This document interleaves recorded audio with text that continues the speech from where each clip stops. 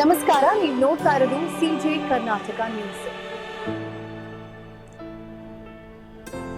ತಮ್ಮನ್ನ ನಾವಿಲ್ಲಿ ಕರೆದಿದ್ದೀವಿ.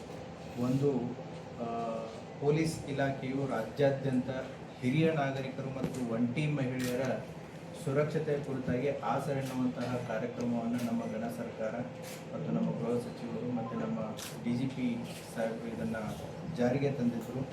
ಇದರನ್ನ ಮೂಲ ಉದ್ದೇಶ ಏನು ಅಂತಂತಂದರೆ, ಏಕಾಂಗಿಯಾಗಿ ವಾಸಿಸುವ ಹಿರಿಯ ನಾಗರಿಕರಿಗೆ ಮತ್ತು ಒಂಟಿ ಮಹಿಳೆಯರಿಗೆ ಸುರಕ್ಷತೆಯ ಭಾವ ಮತ್ತು ಅವರಿಗೆ ಒಂಟಿ ಭಾವನೆಯನ್ನು ಹೋಗಲಾಡಿಸಿ ಅವರ ಕುಂದುಕೊರತೆಗಳನ್ನು ನೀಗಿಸೋದರಲ್ಲಿ ಈಗಾಗಲೇ ನಾವು ಏನು ಮನೆ ಮನೆ ಪೊಲೀಸಿಂಗ್ ಕಾರ್ಯವನ್ನು ನಾವು ಮಾಡ್ತಾ ಇದ್ದೀವಿ. ಅದರ ಭಾಗವಾಗಿ ಹಿರಿಯ ನಾಗರಿಕರು ಮತ್ತು ಒಂಟಿ ಮಹಿಳೆಯರ ಭದ್ರತೆ ಮತ್ತು ಸುರಕ್ಷತೆ ಮತ್ತು ಭರವಸೆಯನ್ನು ಒಂದು ತರುವಂಥ ಕಾರ್ಯವನ್ನು ಕೂಡ ಪೊಲೀಸ್ ಇಲಾಖೆ ಜಾರಿಗೆ ತಂದಿತ್ತು. ಇದನ್ನು ಕಳೆದು ಹಲವಾರು ತಿಂಗಳಿಂದ ನಾವು ಇದನ್ನು ಎಲ್ಲ ಬೀಟ್ ನಮ್ಮ ಜಿಲ್ಲೆಯಲ್ಲಿರುವಂಥ ಒಟ್ಟು 329 ಬೀಟ್ಗಳಲ್ಲಿಯೂ ಕೂಡ ಇದನ್ನು ಜಾರಿಗೆ ತಂದಿದ್ದೀವಿ. ಈಗಾಗಲೇ ಕಾರ್ಯಾಚರಣೆಯನ್ನು ಕೂಡ ನಡೀತಾ ಇದೆ.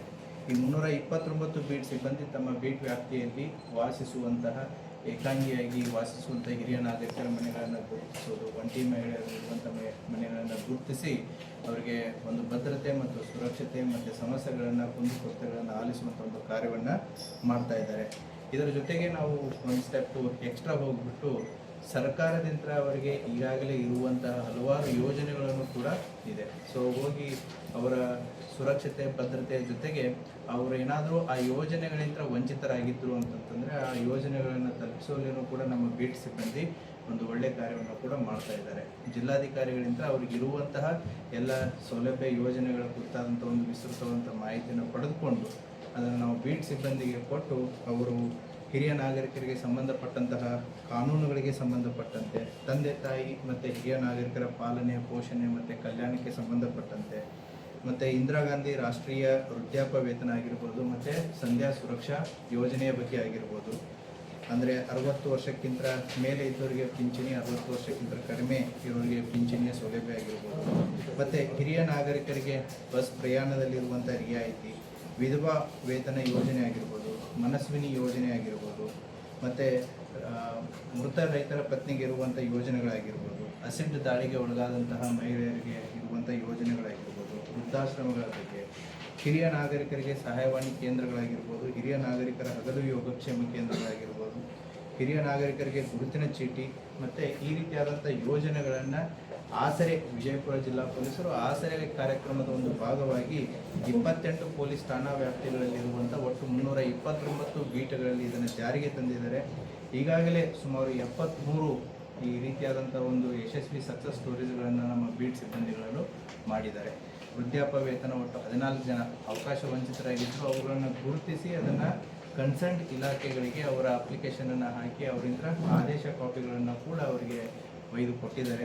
ಅದೇ ರೀತಿ ವಿಧವಾ ವೇತನ ಯೋಜನೆ ಒಟ್ಟು 16 ಜನಕ್ಕೆ, ವಿಕಲಚೇತನ ಪೋಷಣಾ ಯೋಜನೆ 8 ಜನಕ್ಕೆ, ಇಂದಿರಾ ಗಾಂಧಿ ರಾಷ್ಟ್ರೀಯ ಪಿಂಚಣಿ ಯೋಜನೆ 6 ಜನಕ್ಕೆ, ಹಿರಿಯ ನಾಗರಿಕರ ಗುರುತಿನ ಚೀಟಿ ಒಟ್ಟು 10 ಜನಕ್ಕೆ, ಸಂಧ್ಯಾ ಸುರಕ್ಷಾ ಯೋಜನೆ ಒಟ್ಟು 6 ಜನಕ್ಕೆ. ಅದೇ ರೀತಿ ಕೆಲವೊಂದು ಜನರ ಮನೆಗೆ ಕರೆಂಟ್ ಸಂಪರ್ಕ ಇನ್ನೂ ಕೆಲವೊಂದು ಜನಕ್ಕೆ ಬಂದಿದ್ದಿಲ್ಲ, ಅದು ಕೂಡ ಕುಂದುಕೊರತೆ ಆಲಿಸುವಂಥ ಸಂದರ್ಭದಲ್ಲಿ ಬಂದಿತ್ತು. ಅವರಿಗೆ ಭಾಗ್ಯಜ್ಯೋತಿ ಯೋಜನೆಯಡಿಯಲ್ಲಿ ವಿದ್ಯುತ್ ಸಂಪರ್ಕವನ್ನು ಕೂಡ ಒಟ್ಟು 6 ಜನರಿಗೆ, ಕೆಲವೊಂದು ಜನ ಸರ್ಕಾರದಿಂದ ಉಚಿತ ಕಣ್ಣಿನ ಶಸ್ತ್ರಚಿಕಿತ್ಸೆ, ಪೊಲೀಸ್ ಹೋದಾಗ ಅವ್ರ ಸಮಸ್ಯೆಗಳಂತಂದರೆ ಅವ್ರದ್ದು ಆರೋಗ್ಯದ ಸಮಸ್ಯೆಗಳನ್ನು ಕೇಳಿದಂಥ ಉದಾಹರಣೆಗಳಿದ್ದಾವೆ. ಒಟ್ಟು 3 ಜನಕ್ಕೆ ಕಣ್ಣಿನ ಶಸ್ತ್ರಚಿಕಿತ್ಸೆ ಉಚಿತವಾಗಿ ಸರ್ಕಾರದ ಯೋಜನೆಯಡಿಯಲ್ಲಿ ಮಾಡಿಸಿಕೊಟ್ಟಿದ್ದಾರೆ. ಅಷ್ಟೇ ಅಲ್ಲದೆ ಬ್ಯಾಂಕ್ ಮತ್ತು ಅಂಚೆ ಕಚೇರಿಯಲ್ಲಿ ಖಾತೆಗಳನ್ನು ಕೂಡ ಅವರಿಗೆ ತೆಗೆಸಿಕೊಡುವಂಥ ಕೆಲಸವನ್ನು ಮಾಡಿದ್ದಾರೆ. ಈ ರೀತಿ ಒಟ್ಟು 73 ಸಕ್ಸಸ್ ಸ್ಟೋರೀಸ್ಗಳನ್ನು ನಮ್ಮ ಬೀಟ್ ಸಿಬ್ಬಂದಿ ಈಗಾಗಲೇ ಮಾಡಿದ್ದಾರೆ.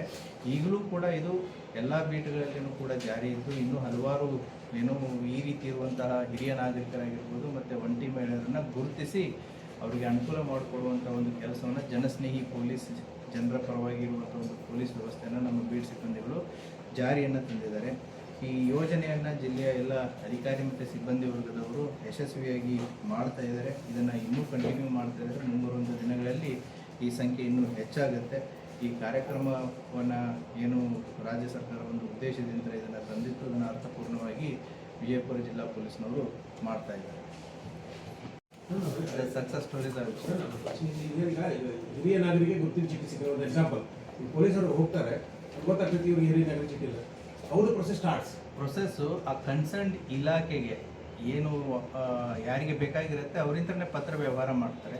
They will work as A facilitator. So they will facilitate the entire process.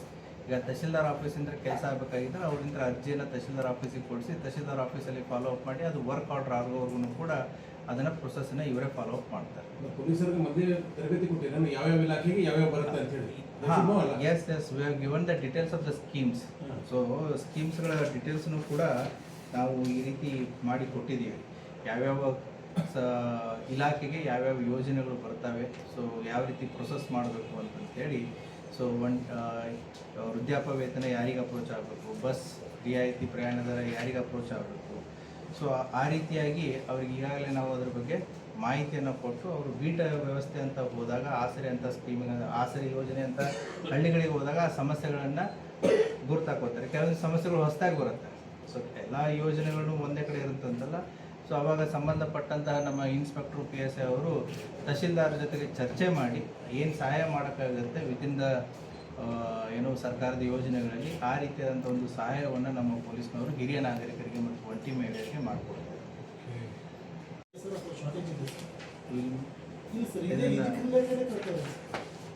ಅಂದರೆ ಈಗ ಹೆಚ್ಚುವರಿ ಹೊರ ಬರ್ತಾ ಇದೆ ಸಿಬ್ಬಂದಿಗೆ ಅಂತ ಈ ಒಂದು ಕೆಲಸ. ಸೊ ಪೊಲೀಸರಿಗೆ ಇದೇ ಕೆಲಸ ಅದೇ ಕೆಲಸ ಅಂತಂತಲ್ಲ. ಸೊ ಪೊಲೀಸರದು ಒಟ್ಟಾರೆ ಕೆಲಸ ಏನು ಅಂತಂತಂದರೆ ಜನಸೇವೆ. It is a service oriented job. ಹೌದಾ? ಸೊ ಯಾವ ರೀತಿ ಕಷ್ಟಕರಗಳು ಬರ್ತವೆ, ಯಾವ ರೀತಿ ಜನಸ್ನೇಹಿಯಾಗಿ ಜನರ ಪರವಾಗಿ ನಿಲ್ಲುವಂಥ ಕೆಲಸ ಏನು ಬರುತ್ತೆ, so that police department always stand by.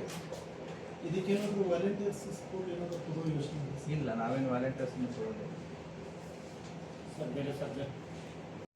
Police ಇಲಾಖೆಯು ಸ್ವತ್ತಿನ ಅಪರಾಧಗಳ ತಡೆಗಟ್ಟುವಲ್ಲಿ ಇನ್ನೊಂದು ಹೆಜ್ಜೆಯನ್ನು ಮುಂದುವರಿಸಿ ತಾಂತ್ರಿಕತೆಯನ್ನು ಯೂಸ್ ಮಾಡಿ, ನಮ್ಮಲ್ಲಿರುವಂತಹ ಈಗಾಗಲೇ ಎಕ್ಸಿಸ್ಟಿಂಗ್ ತಾಂತ್ರಿಕತೆಯನ್ನು ಯೂಸ್ ಮಾಡಿ ಈ ಕಳ್ಳತನ ಅಪರಾಧಗಳನ್ನ ತಡೆಗಟ್ಟುವ ನಿಟ್ಟಿನಲ್ಲಿ ಸಾರ್ವಜನಿಕರು ವಿವಿಧ ಕಾರಣಗಳಿಂದ ತಮ್ಮ ಮನೆಗಳನ್ನು ಕೀಲಿ ಹಾಕಿ ಬೇರೆ ಬೇರೆ ಪ್ರದೇಶಗಳಿಗೆ ಹೋದಾಗ ಅವರ ಮನೆ ಕಳ್ಳತನವನ್ನು ತಡೆಗಟ್ಟುವುದಕ್ಕೋಸ್ಕರ ಲಾಕ್ಡ್ ಹೌಸ್ ಬೀಟ್ ಸಿಸ್ಟಮ್ ಅನ್ನುವಂತಹ ಒಂದು ಉಪಕ್ರಮ, ಒಂದು ಬೀಟ್ ವ್ಯವಸ್ಥೆಯನ್ನು ನಾವು ಜಾರಿಗೆ ತರ್ತಾ ಇದ್ದೀವಿ.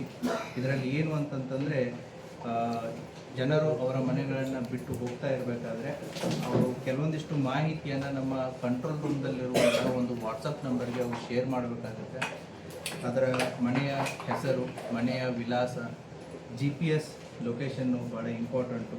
ಅದರ ಜೊತೆಗೆ ಮನೆಯ ಫೋಟೋ ಮತ್ತು ಎಷ್ಟು ದಿನದವರೆಗೆ ಅವರು ಆ ಮನೆಯನ್ನು ಲಾಕ್ ಮಾಡಿ ಹೋಗ್ತಾ ಇದ್ದಾರೆ ಅನ್ನುವಂಥ ಒಂದು ಮಾಹಿತಿಯನ್ನು ನಮ್ಮ ಕಂಟ್ರೋಲ್ ರೂಮ್ದಲ್ಲಿರುವಂತಹ ಈ ಕೆಳಗಿನ ವಾಟ್ಸಪ್ ನಂಬರ್ 8277970747 ಅನ್ನುವಂಥ ಒಂದು ನಂಬರಿಗೆ ವಾಟ್ಸಪ್ಪನ್ನು ಕಳಿಸಿದರೆ ನಮ್ಮ ಕಂಟ್ರೋಲ್ ರೂಮ್ ಮುಖಾಂತರ ಇದು ಆಯಾ ಪೊಲೀಸ್ ಠಾಣೆಯ ಸಿಬ್ಬಂದಿಗಳಿಗೆ ಮಾಹಿತಿ ಹೋಗುತ್ತೆ. ಸೊ ರಾತ್ರಿ ನೈಟ್ ರೌಂಡ್ಸ್ ಬೀಟಲ್ಲಿರುವಂಥ ಸಿಬ್ಬಂದಿಗಳಿಗೆ ಈ ಮಾಹಿತಿ ರವಾನೆ ಆಗುತ್ತೆ. ನೈಟಲ್ಲಿ ಅವರ ಮನೆಗಳಿಗೆ ಪೊಲೀಸ್ ಹೋಗಿಬಿಟ್ಟು ಅದನ್ನು ಪರಿಶೀಲಿಸಿ ಒಂದು ಚೆಕ್ಕನ್ನು ಮಾಡುವಂಥ ಒಂದು ವ್ಯವಸ್ಥೆಯನ್ನು ಮಾಡಿದ್ದಾರೆ. ಆಮೇಲೆ ಸಾರ್ವಜನಿಕರು ಶೇರ್ ಮಾಡುವಂತಹ ತಮ್ಮ ಮಾಹಿತಿಯನ್ನು ಇಲ್ಲಿ ಇಲಾಖೆ ಅಡಿಯಲ್ಲಿ ಗೌಪ್ಯವಾಗಿ ಇಡಲಾಗುವುದು. ಈ ಉಪಕ್ರಮವು ಕೀಲಿ ಹಾಕಿದ ಮನೆಗಳ ಕಳ್ಳತನ ಪ್ರಕರಣಗಳನ್ನು ನಾವು ಪರಿಣಾಮಕಾರಿಯಾಗಿ ತಡೆಗಟ್ಟುವಲ್ಲಿ ಒಂದು ಸಹಾಯ ಆಗುತ್ತೆ. ಇದರ ಜನರ ಸಹಭಾಗಿತ್ವ ಭಾಳ ಇಂಪಾರ್ಟೆಂಟ್ ಇದೆ, ಫೆಸಿಲಿಟಿ ಇದೆ, ಅದನ್ನು ಬಳಸ್ಕೊಳ್ಳುವಂತಹ ಒಂದು ವ್ಯವಸ್ಥೆ ಆಗಬೇಕು. ಆದ್ದರಿಂದ ಇದರ ನಿಮಗೆ ಈಗಾಗಲೇ ನಾವು ಈ ಪ್ಯಾಂಪ್ಲೆಟನ್ನು ಕೂಡ ಶೇರ್ ಮಾಡಿದ್ದೀವಿ. ಈ ಪ್ಯಾಂಪ್ಲೆಟಲ್ಲಿ ಏನು ತಮಗೆ QR ಕೋಡು ಇದೆ. QR code opens the control room WhatsApp number. Control room WhatsApp number ಕೊಟ್ಟಿದ್ದೀವಿ ಇದರಲ್ಲಿ. ಸೊ ಅದರಲ್ಲಿ ಜನ ನಮಗೆ ಲಾಕ್ಡ್ ಹೌಸಸ್ ಅಂದರೆ ಮನೆಯಲ್ಲಿ ಇರದೇ ಇದ್ದಾಗ ಅವ್ರು ಹೋಗ್ಬೇಕಾದ್ರೆ ಏನೇನು ಮಾಹಿತಿಯನ್ನು ಈ ನಂಬರ್ಗೆ ಶೇರ್ ಮಾಡಬೇಕು ಅನ್ನುವಂಥದ್ದನ್ನು ಏನು ಕೊಡೋದಕ್ಕೆ ತಿಳಿಸಲಾಗಿದೆ. ಅದೇ ರೀತಿ ಈ ಮಾಹಿತಿಯನ್ನು ಕೊಟ್ಟಾಗ ನಮ್ಮ ಕಂಟ್ರೋಲ್ ರೂಮ್ದಲ್ಲಿ ಇದು ಎವ್ರಿಡೇ ಮಾಹಿತಿ ಕಂಪೈಲ್ ಆಗ್ತಾ ಹೋಗುತ್ತೆ. ಸೊ ಸಾಯಂಕಾಲ ಹೊತ್ತು ಆ ಮಾಹಿತಿಯನ್ನು ನಾವು ಕನ್ಸರ್ನ್ ಪೊಲೀಸ್ ಠಾಣೆಗೆ ಕೊಟ್ಟು ರಾತ್ರಿ ಬೀಟ್ ವ್ಯವಸ್ಥೆ ಏನಿದೆ ಆ ಸಂದರ್ಭದಲ್ಲಿ ಅವರ ಮನೆಗೆ ರಾತ್ರಿ ಹೊತ್ತು ವಿಸಿಟ್ ಮಾಡಿ ಪರಿಶೀಲನೆ ಮಾಡಿ ಒಂದು ರಕ್ಷಣೆ ಮಾಡುವಂಥ ಕಾರ್ಯವನ್ನು ಪೊಲೀಸರು ಮಾಡ್ತಾರೆ. ಸೊ ಇದಕ್ಕೆ ಈಗಾಗಲೇ ಇದನ್ನು ಏನು ಮಾನ್ಯ ಗೃಹ ಮಂತ್ರಿ ಅವರು ಕರ್ನಾಟಕ ರಾಜ್ಯಾದ್ಯಂತ ಜಾರಿಗೆಯನ್ನು ತರೋದಕ್ಕೆ ಹೇಳಿದ್ದಾರೆ. ಈಗಾಗಲೇ ನಮ್ಮ ಇಲಾಖೆಯನ್ನು ಕೂಡ ಕೆಲವೊಂದಿಷ್ಟು ನಗರಗಳಲ್ಲಿ, ಕೆಲವೊಂದಿಷ್ಟು ಸಿಟಿಗಳಲ್ಲಿ ಇದನ್ನು ಜಾರಿಗೆ ತಂದಿದ್ದಾರೆ. ಇವತ್ತಿಂದ ನಾವು ನಮ್ಮ ಜಿಲ್ಲೆಯಾದ್ಯಂತ ಇದನ್ನು ನಾವು ಜಾರಿಗೆ ತರ್ತಾ ಇದ್ದೀವಿ. ಆದ್ದರಿಂದ ಸಾರ್ವಜನಿಕರು ಈ ಇರುವಂಥ ಒಂದು ವ್ಯವಸ್ಥೆಯನ್ನು, ಲಾಕ್ಡ್ ಹೌಸಸ್ ಬೀಟ್ ಸಿಸ್ಟಮ್ ಅನ್ನುವಂಥ ಒಂದು ವ್ಯವಸ್ಥೆಯನ್ನು ತಾವು ಹೆಚ್ಚು ಬಳಸ್ಕೊಂಡಾಗೆ ಅದು ತಮಗೆ ಸಾರ್ವಜನಿಕರಿಗೆ ಅನುಕೂಲ ಆಗುತ್ತೆ. ಇದರ ಬಗ್ಗೆ ಮಾಧ್ಯಮದವರು ಹೆಚ್ಚಿನ ಪ್ರಚುರಪಡಿಸಿ ಇದನ್ನು ಸಾರ್ವಜನಿಕರಿಗೆ ಒಂದು ಪೊಲೀಸರ ಜೊತೆಗೆ ಸಾರ್ವಜನಿಕರ ಸಹಕಾರ ಇದ್ದು ಪೊಲೀಸರು ಅದನ್ನು ಅಟೆಂಡ್ ಮಾಡೋದಕ್ಕೆ ಅನುಕೂಲ ಆಗುತ್ತೆ. ಆಮೇಲೆ ಈ ಅಪರಾಧ ಕಳ್ಳತನದ ಪ್ರಕರಣಗಳನ್ನ ತಡೆಗಟ್ಟುವಲ್ಲಿ ನಮಗೆ ಅನುಕೂಲ ಆಗುತ್ತೆ. Thank you. ವ್ಯವಸ್ಥೆ ಪರಿಣಾಮಕಾರಿಯಾಗಿ ಆಗ್ತಾ ಹೋಗುತ್ತೆ. ತಾವು ಕೂಡ ಮಾಧ್ಯಮದವರು ತಮ್ಮನ್ನೇ ಲಾಕ್ ಮಾಡಿ ಹೋಗ್ಬೇಕಾದ್ರೆ ಈ ವ್ಯವಸ್ಥೆನ ಒಂದ್ಸರಿ ಚೆಕ್ ಮಾಡಿ. We need feedback. ಯಾಕಂತಂದರೆ ಇದು ಹೊಸ ವ್ಯವಸ್ಥೆ ಇರೋದ್ರಿಂದ ಹೇಗೆ ವರ್ಕ್ ಆಗುತ್ತೆ ಹೇಗಿಲ್ಲ ಅನ್ನೋದು ಕೂಡ ನಮಗೆ ಫೀಡ್ಬ್ಯಾಕ್ ಮುಖಾಂತರ ಗೊತ್ತಾಗುತ್ತೆ. ಈ ಫೀಡ್ಬ್ಯಾಕ್ ಬಂದಷ್ಟು ಕೂಡ ನಾವು ಇದನ್ನು ಇರುವಂತಹ ಕೊರತೆಗಳನ್ನು ಏನೂ ಅಟೆಂಡ್ ಮಾಡಿ ಇದನ್ನು ಇಂಪ್ರೂವ್ ಮಾಡೋದಕ್ಕೆ ಅವಕಾಶ ಆಗುತ್ತೆ. ಈ number across the Karnataka same ಇದೆ ಇಲ್ಲ, ಇದು ನಮ್ಮ ಜಿಲ್ಲಾವಾರು ನಂಬರ್ ಇದೆ. ಇವಾಗ ಸದ್ಯದ ಮಟ್ಟಿಗೆ ಈಗಾಗಲೇ ನಮ್ಮದು ಕರ್ನಾಟಕ ಸ್ಟೇಟ್ ಪೊಲೀಸ್ ಅಪ್ಲಿಕೇಶನ್ ಇದೆ, KSP ಆ್ಯಪ್ ಅಂತ ಇದೆ. ತಾವೆಲ್ಲ ಅದರಲ್ಲಿ ಸಾಕಷ್ಟು ಮಾಹಿತಿ, ಪೊಲೀಸ್ ಸ್ಟೇಷನ್ ಜ್ಯೂರಿಸ್ಡಿಕ್ಷನ್ನು, ಮಿಸ್ಸಿಂಗ್ ಕೇಸಸ್ಸು, ಹಲವಾರು ಮಾಹಿತಿಗಳು ಅದರಲ್ಲಿದೆ. ಮುಂಬರುವಂಥ ದಿನಗಳಲ್ಲಿ ಈ KSP ಆ್ಯಪ್ ಜೊತೆಗೇ ಅಕ್ರಾಸ್ ಕರ್ನಾಟಕ ಈಗ ಜಿಲ್ಲಾವಾರು ಇರುವಂತಹ ಒಂದು ವ್ಯವಸ್ಥೆಯನ್ನು ನಾವು ಬಳಸ್ಕೊಂಡು ಇದನ್ನು ಮಾಡ್ತಾ ಇದ್ದೀವಿ. ಮೋಸ್ಟ್ ಪ್ರಾಬಬ್ಲಿ ಮುಂಬರುವಂಥ ದಿನಗಳಲ್ಲಿ ಆ KSP ಆ್ಯಪ್ ಅಡಿಯಲ್ಲೇ ಇದೊಂದು ಸಾರ್ವಜನಿಕರಿಗೆ ಉಪಯುಕ್ತವಾಗುವಂಥ ಒಂದು ಈಗೇನು ನಾವು ಲಾಕ್ ಹೌಸ್ ಬೀಟ್ ಸಿಸ್ಟಮ್ ಅಂತ ಕೊಟ್ಟಿದ್ದೀವಿ, ಆ ವ್ಯವಸ್ಥೆನ ಆ ಆ್ಯಪಲ್ಲೇ ತರುವಂಥ ಸಾಧ್ಯತೆಗಳನ್ನು ಕೂಡ ಇದೆ. ಅವಾಗ ಅದು ಅಕ್ರಾಸ್ ಕರ್ನಾಟಕ ಸೇಮ್ ಆಗಿಬಿಡುತ್ತೆ. But as of now this is for ಜಿಲ್ಲಾವಾರು.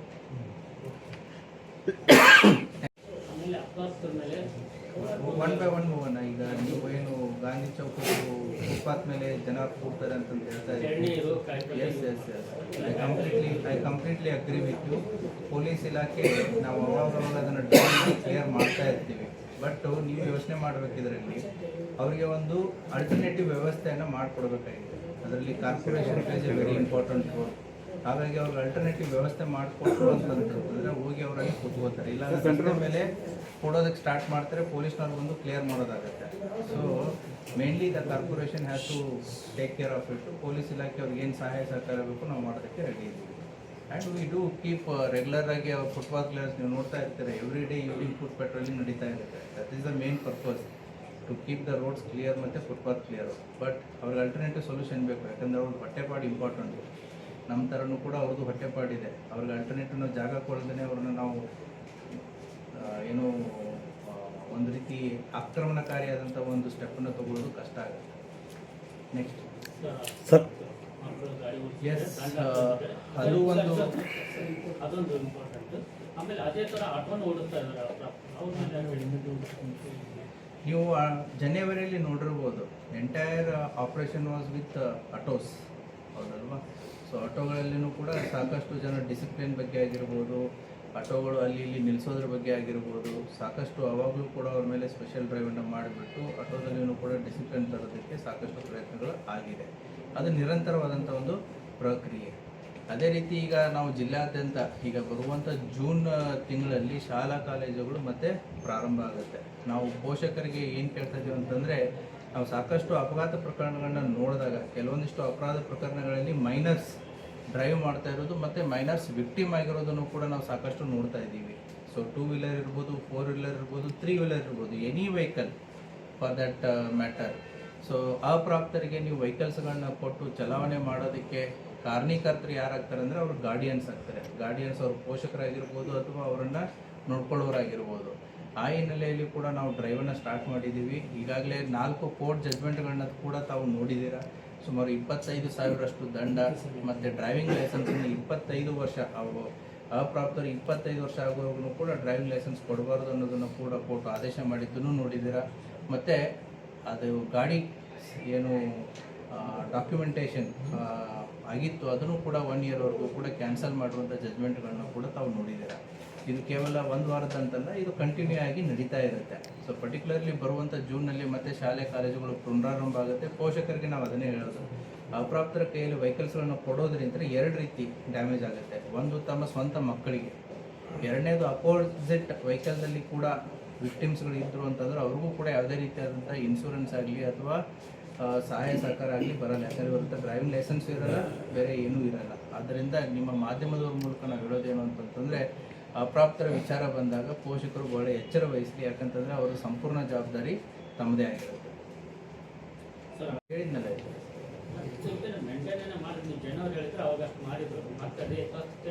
ಅದನ್ನು ನಿರಂತರವಾಗಿ ಮಾಡ್ತಾ ಇರೋದು. ಗ್ರಾಮೀಣ ಭಾಗದ ಶಾಲೆಗಳಲ್ಲಿ ಮಕ್ಕಳನ್ನ ಯಾರಾಗಿ ಬಸ್ಗಳಲ್ಲಿ ತುಂಬ್ಕೊಂಡು ಹೋಗ್ತಾರೆ, ವೆಹಿಕಲ್ಗಳಿಗೆ ಇನ್ಶೂರೆನ್ಸ್ ಇರೋದಿಲ್ಲ, ಆ ರೀತಿ ಕಂಡು ಬರ್ತಾರೆ. ಯಾವ ವೆಹಿಕಲ್ಸ್ಗಳಲ್ಲಿ ಶಾಲಾ ವಾಹನಗಳು ಈಗ ಬರುವಂಥ ಜೂನ್ ತಿಂಗಳಿಗೆ ಏನಿದೆ, ತಾವು ಅದನ್ನ ಏನು ಪ್ರಶ್ನೆ ಕೇಳಿದ್ರಿ, we want to conduct that drive just before the June. May 15th ಆದಮೇಲೆ ಈ ಶಾಲಾ ಕಾಲೇಜಸ್ಗಳಲ್ಲಿ ನಾವೊಂದು 3-4 ಪಾಯಿಂಟ್ಸ್ಗಳನ್ನ ಇಟ್ಟುಕೊಂಡು will have one more drive. ಏನು ಅಂತಂತಂದರೆ ಈ ಆ್ಯಂಟಿ ಡ್ರಗ್ ಕಮಿಟಿ ಅನ್ನೋದನ್ನು ಕೂಡ ನಾವು ಮಾಡಬೇಕು ಅಂತ ಇದ್ದೀವಿ. ಜೂನ್ಗೆ ಸ್ಟಾರ್ಟ್ ಆಗುತ್ತೆ. ಮೇ 15th ಆನ್ವರ್ಡ್ಸ್ ನಾವು ಇದನ್ನು ವರ್ಕನ್ನು ಸ್ಟಾರ್ಟ್ ಮಾಡ್ತೀವಿ. ಹೇಗೆ ಆ್ಯಂಟಿ ರ್ಯಾಗಿಂಗ್ ಕಮಿಟಿ ಅಂತ ಸ್ಕೂಲು ಕಾಲೇಜಸ್ಗಳಲ್ಲಿ ಇತ್ತು, ಹೈಸ್ಕೂಲು ಕಾಲೇಜಸ್ಗಳಲ್ಲಿ, ಅದೇ ರೀತಿ ಆ್ಯಂಟಿ ಡ್ರಗ್ಸ್ ಕಮಿಟಿ ಅಂತಂತೇಳಿ ಈ ನಮ್ಮ ಹೈಸ್ಕೂಲು, PUC, ಡಿಗ್ರಿ ಕಾಲೇಜಸ್ಗಳಲ್ಲಿ ಅದನ್ನು ಕಂಪಲ್ಸರಿಯಾಗಿ ಮಾಡಬೇಕು ಅಂತೇಳಿ. ಅದನ್ನು ಮಾಡೋದ್ರಿಂದ ಒಂದು ಅವೇರ್ನೆಸ್ಸು ಆಗಿರ್ಬೋದು ಮತ್ತು ಅದ್ರ ಬಗ್ಗೆ ಚರ್ಚೆ ಆಗಿರ್ಬೋದು ಸ್ಟಾರ್ಟ್ ಆಗುತ್ತೆ. ಅದರ ಜೊತೆಗೆ ಸ್ಕೂಲು ಬಸ್ಗಳ ಬಗ್ಗೆ ಏನು ತಾವು ಹೇಳ್ತಾ ಇದ್ದೀರಿ, ಸ್ಕೂಲ್ ಬಸ್ಗಳ ಬಗ್ಗೆ ಒಂದು ವೆಹಿಕಲ್ಸ್ಗಳಿಗೆ ಎಲ್ಲ ರೀತಿಯಾದಂಥ ಡಾಕ್ಯುಮೆಂಟೇಷನ್ನು ಎಲ್ಲ ಇರಬೇಕಾಗುತ್ತೆ. ಅವ್ರದ್ದು ಪರ್ಮಿಟ್ ಇರಬೇಕಾಗುತ್ತೆ, ಮೇಂಟೆನೆನ್ಸ್ ಇರಬೇಕಾಗುತ್ತೆ. ಎವನ್ ವಿ ವಾಂಟ್ ಸ್ಕೂಲ್ ಬಸ್ ಒಳಗಡೆ CCTVಗಳನ್ನು ಕೂಡ ಅವ್ರು ಹಾಕಬೇಕಾಗುತ್ತೆ. ಎವನ್ GPS ಕೂಡ ಹಾಕಬೇಕಾಗುತ್ತೆ. ಆಮೇಲೆ ಡ್ರೈವರ್ಸ್ಗಳದ್ದು ಕಂಟಿನ್ಯೂಸ್ ಆಗಿ ಅವ್ರದ್ದು ಹೆಲ್ತ್ ಟೆಸ್ಟಿಂಗು ಕೂಡ ಮಾಡಬೇಕಾಗುತ್ತೆ. These are the basic minimum things school ಕಾಲೇಜಸ್ಗಳು ತೊಗೋಬೇಕಾಗುತ್ತೆ. Just before the school start ಆಗೋಕ್ಕಿಂತ ಮುಂಚೆ will conduct the special drive. Sir it was already in place, ಪ್ಲ್ಯಾನಲ್ಲಿ ಇತ್ತು. ತಾವು ಪ್ರಶ್ನೆ ಕೇಳಿದ್ರು. ಸರ್, ಗ್ರಾಮೀಣ ಪ್ರದೇಶದಲ್ಲಿ ಅಕ್ರಮ ಸಾರಾಯಿನ ಭಾಳ ಮಾರಾಟ ಆಗ್ತದೆ ಅಂತ ಕೇಳಿ ಬರ್ತಾ ಇದೆ ಸರ್, ಅದ್ರ ಬಗ್ಗೆ ಏನು ಕ್ರಮ? ಈಗಾಗಲೇ ಪೊಲೀಸ್ ಇಲಾಖೆ ಅಕ್ರಮ ಸರಾಯಿಗೆ ಸಂಬಂಧಪಟ್ಟಂತೆ ಈ ವರ್ಷ ನಾವು ಮಾಡಿರುವಂಥ ಕೇಸುಗಳು ಏನಿದೆ, ಇಟ್ಸ್ ಆಲ್ಮೋಸ್ಟ್ ಏನು ಲಾಸ್ಟ್ 2 years ಕಂಪೇರ್ ಮಾಡಿದ್ರಿ ಅಂತಂತಂದರೆ ನಮ್ಮ statistics almost 2 times the previous years. So ಅದು ಒಂದು ಡ್ರೈವ್ ನಡೀತಾ ಇದೆ.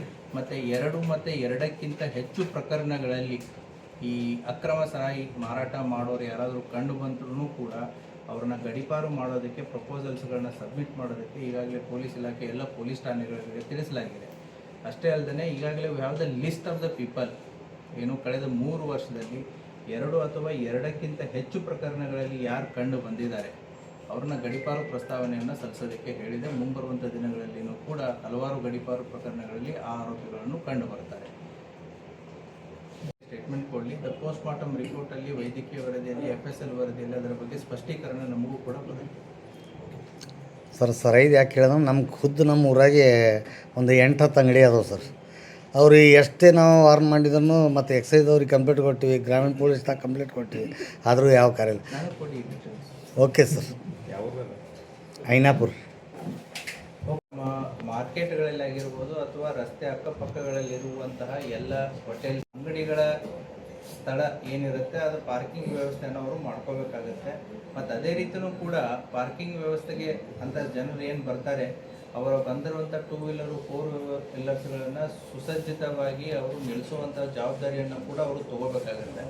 ಯಾವುದೋ ಒಂದು ಶೋರೂಮು ಅಥವಾ ಯಾವುದೋ ಒಂದು ಹೋಟೆಲು ಅಥವಾ ಯಾವುದೋ ಒಂದು ಅಂಗಡಿಯಿಂದ ಅಲ್ಲಿ ಬರುವಂತಹ ಗ್ರಾಹಕರಿಂದ ಸಾರ್ವಜನಿಕ ರಸ್ತೆಯಲ್ಲಿ ಏನು 2 wheelers 4 wheelersಗಳನ್ನು ಅವರು ಹಚ್ಚೋದಕ್ಕೆ ಬಿಟ್ಟರು ಅಂತಂತಂದರೆ ಒಂದು ಆ ವೆಹಿಕಲ್ ಸವಾರರ ಮೇಲೂ ಕೂಡ ಎನ್ಫೋರ್ಸ್ಮೆಂಟ್ ಆಗುತ್ತೆ. ಅದರ ಜೊತೆಗೆ ಪಬ್ಲಿಕ್ ನ್ಯೂಸೆನ್ಸ್ ಕ್ರಿಯೇಟ್ ಆಗೋದಕ್ಕೆ ಕೂಡ ಅಂಗಡಿ ಮಾಲೀಕರು ಕೂಡ ಕಾರಣರಾಗ್ತಾರೆ. ಅವರ ಮೇಲೂ ಕೂಡ ನಾವು ಕಾನೂನು ಕ್ರಮವನ್ನು ಜರುಗಿಸ್ತೀವಿ.